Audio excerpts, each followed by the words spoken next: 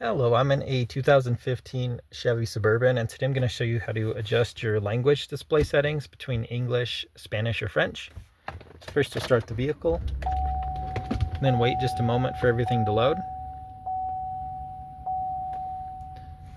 So from here, let's say you're on the home screen, you'll click settings, or you can use this to scroll in menu to enter.